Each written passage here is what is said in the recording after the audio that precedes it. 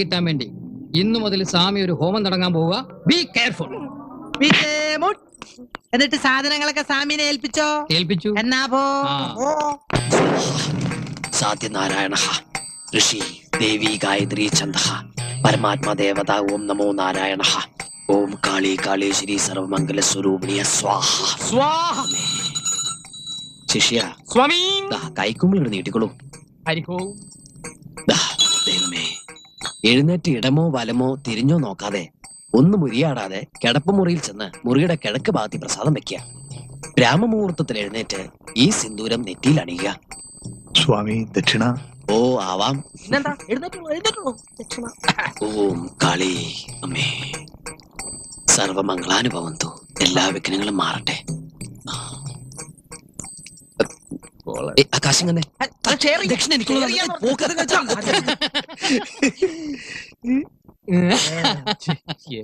ഹോമം കസറി ശ്ലോകം ചൊല്ലിയപ്പോ കംസന് വല്ല സംശയം തോന്നിയാവോ?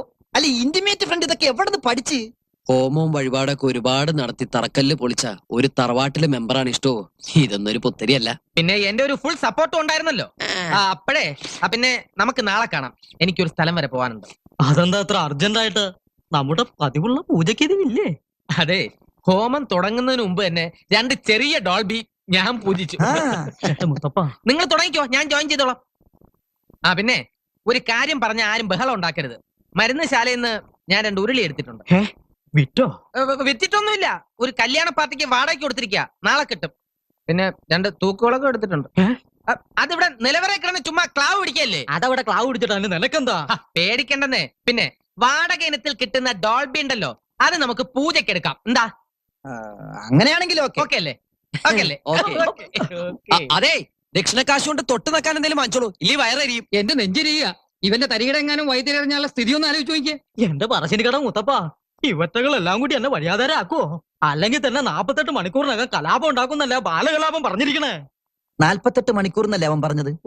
24 മണിക്കൂറിനുള്ളിൽ ഒരു മുൻകൂർ പാര അങ്ങോട്ട് വെച്ചു കൊടുത്താലോ? എങ്ങനെ?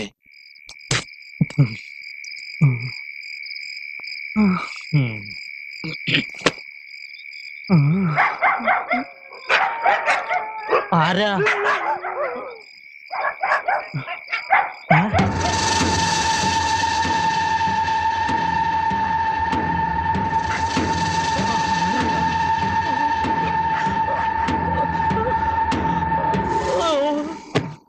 നേരം വെളുത്തപ്പോ ചക്ക വെട്ടിയിട്ടതുപോലെ മഞ്ഞത്ത് കിടക്കണതാ കണ്ടത്. ഉണ്ണീഷന്റെ ആത്മാവിനെ കണ്ടുത്രേ. കണ്ടാ പേടിച്ചു പോകും. ഒന്നേ നോക്കിയുള്ളൂ. ആരാ എന്ന് ചോദിച്ചതും അപ്രത്യക്ഷമായി. ഇയാൾക്ക് വെറുതെ തോന്നിയതാവും. മദ്യം ശരിക്കും സേവിച്ചിരുന്നല്ലോ. മദ്യോ? ഞാനോ? ശിവ ശിവ. വേണ്ട, അസത്യം ഒന്നും പറയണ്ട. മുറ്റത്തുനിന്ന് എടുത്തോണ്ട് വന്നപ്പോ നല്ല ഗന്ധമുണ്ടായിരുന്നു. ചെലപ്പോ എനിക്ക് തോന്നിയതാവും പ്രേതാണെന്ന്. വെറും തോന്നലല്ല, മാമ്പിള്ളി കണ്ടത് സത്യ. സ്വാമി, ഹോമത്തിന്റെ ബലം കണ്ടു തുടങ്ങിയിരിക്കണു ഇല്ലേ പരികർമ്മി? സ്വാമി, ഹോമം തുടങ്ങിയപ്പോൾ തന്നെ ആത്മാവ് മതിലിന്റെ മുകളിൽ വരെ എത്തിക്കഴിഞ്ഞു. ഇനി ബാക്കി 13 ഹോമം കൂടി കഴിയുമ്പോ ആത്മാവ് ഈ ഡിസ്ട്രിക്ട് തന്നെ വിട്ടുപൊക്കോളും. 13? മൊത്തം 14 ഹോമം എന്നല്ലേ സ്വാമി പറഞ്ഞത്? അതെ, അതിനു മുമ്പ് നാം അന്വേഷിച്ചത് കണ്ടെത്തിയാലോ പരികർമ്മി? എന്താ സ്വാമി അന്വേഷിക്കുന്നത്? അത് മോക്ഷം തേടിയുള്ള യാത്രയാണല്ലോ. അതെ അതെ.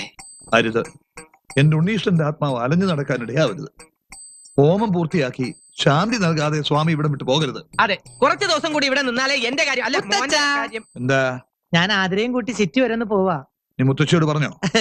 കീഴ്ക്കോടതി നിന്നുള്ള അനുവാദം നേരത്തെ വാങ്ങിച്ചു. ശരി. ആതിരേ വരൂ. ഒന്ന് മാറി നിൽക്കും മറമണി മാമ. അധികം വയ്യാതെ ഇങ്ങ് എത്തണം. വണ്ടി എവിടാ? പെട്രോൾ അടിച്ചോ? ഫുൾ ടാങ്കാ. നീ ഏതാ വണ്ടിയോ? കീഴ്ക്കോടതിയിലും മേൽക്കോടതിയിലും അനുവദിച്ചല്ലേ, പോയി വരട്ടെ.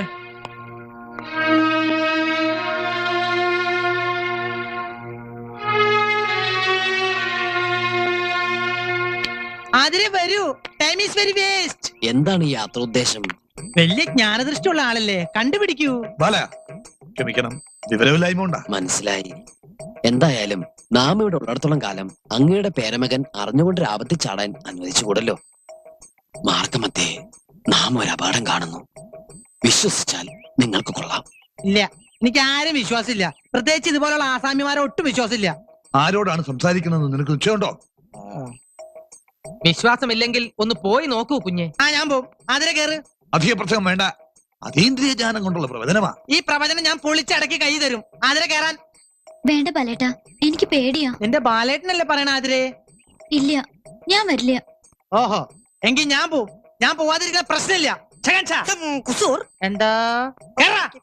ഈ പ്രവചനം ഒരു വെല്ലുവിളിയായി ഏറ്റെടുത്ത് കുസൂർ ഒറ്റയ്ക്കത് പൊളിക്കണമെന്നാണ് എന്റെ വാശി. അങ്ങനെ നീ വാശി പിടിക്കില്ലേ? കേറാ. കുസൂർ, ഞാൻ നിന്നോടല്ലേ പറഞ്ഞു കേറാൻ. സ്വാമി, സ്വാമി, ഈ പൈതങ്ങൾ ഡോൺ വറി, എല്ലാം അവിടുത്തെ കയ്യിൽ സമർപ്പിക്കുന്നു. ഗുരുവേ നമഃ. ആസാമിയുടെ ഒരു പ്രവചനേ.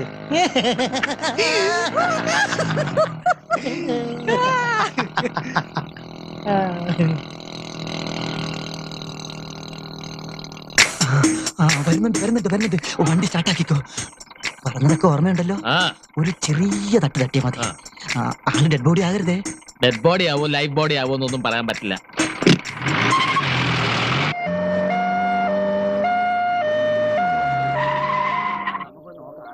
എന്റെ ഭഗവതി, എന്താ ഇത്? ഈശ്വരാ. ബാല, എന്റെ ബാല, നിനക്ക് എന്ത് പറ്റി? ഒന്നും പറ്റിയില്ല. ഒരു ജീപ്പായിട്ടൊരു ചെറിയൊരു ഏറ്റുമുട്ടൽ.